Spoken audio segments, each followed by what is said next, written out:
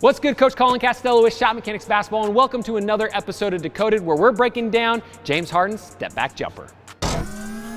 Now, James Harden is one of the greatest scorers this game's ever seen, and one thing that he does is his unstoppable step back, which has really kind of changed the way a lot of offensive players are playing inside of the NBA. So today what I wanted to do is break down that step back, give you some of the keys, and really kind of take a deep dive into it. That way you can add it into your game and start busting cats with the exact same thing. But before we jump into it, click the top link description down below and get free instant access to my Insta Buckets workout. This is a workout I put together specifically for you to help you score more points per game with a quick, compact, efficient workout. So go ahead and click the top link description down below and get it 100% free. Now, when you think about James Harden's step back, a lot of the step backs he gets are in isolation scenarios, right? Where he's kind of on an island, his offensive teammates are spread away, and he's got a lot of room to work. So the very first key to the step back is the setup. So one thing that you'll notice that James Harden is a master of is as he's setting up this step back, he's hitting these little like kind of crossovers, these between the legs. And basically what he's trying to do is, number one, get his defender to fall asleep.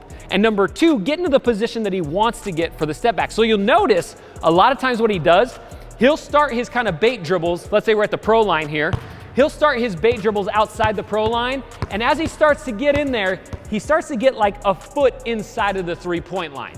So basically it's almost like a post back down, but he's doing it from the perimeter with a dribble. So if a defender's guarding him and they're like, okay, don't let him shoot a three, don't let him shoot a three, and he starts to set up dribbles, they gotta give him a little space, and before you know it, he's in range for his step back for a normal three-point jumper. So the first key on that setup is he's gonna walk him down just a little bit, get him rocking. He's gonna read it. If they play him too high and they don't back off, he's gonna go by him and get in the paint, finish, throw a lob, whatever it is. But if they do back down, then he's gonna look for the step back. So key number one is to set the defender up, get them moving backwards, giving up ground. That way you can get more ground on your step back. All right, so now that James has his defender moving backwards, now it's time to hit him with the step back. So the two main keys out of the gate is to sell the forward movement. I'll repeat that. Sell the forward movement. Because on a step back, you're moving away from the defender, you want to sell your forward movement to make them think you're attacking towards the basket. And the two main ways to do that are selling your eyes and selling your shoulders. So as James is getting ready to hit this step back, if he was to go into it like this with his eyes up and his shoulders up, people are going to know that he's not actually going to attack the basket, right? We want to sell it, make it look like we're going forward. So what you'll notice is James getting ready to hit the step back, he drops his shoulder down in this attack mode, right? Almost down by the defender's hips. And then number two, gets his eyes down to the ground as well. So as he does this, it looks like he's in prime driving position. The defender starts to turn their hips to run with him because they don't want to get beat for an easy layup. And then that's when he's got the advantage, right? Because he sold those eyes, sold those shoulders, and now he's got that space to separate away from them, and that space is gonna be even more devastating because he made them think he was going downhill first. So key number one, right out of the gate, sell the eyes, sell the shoulders. All right, so now that James has sold the eyes and sold the shoulders, the next key is to stab the foot and decelerate, right? Deceleration basically means stopping, and it's one of the things that James Harden is absolutely elite at. So the whole key here is, as you're getting ready to step back and you sell it, you wanna plant the ball of your foot into the ground just like that, and you wanna stop without getting too far over your knee. So a lot of times players don't get a great step back because as they do this, they start going too far forward downhill, their nose gets further than their knee, and they start to get off balance, right? So one thing you'll notice about James is he always keeps that front leg loaded and never gets too far over his handlebars, so to speak, right? So key number three here, we want to plant that foot as quick as we can, keeping our nose behind the plane of our knee and engaging this front quad and this front glute so we can actually get that separation for the spin, right? For the separation for the jumper. If we don't get those muscles engaged, we're not going to get that explosion, right? I always say load the spring to explode the spring. And on this step back, if James gets down here, boom, and he loads the spring up, now he's got a good opportunity to get big time separation. All right, so the next massive key with the step back is the pickup timing. Now this is huge for James Harden. This is why a lot of people think he's traveling on his step backs when he's actually not, because he has what we call a delayed pickup.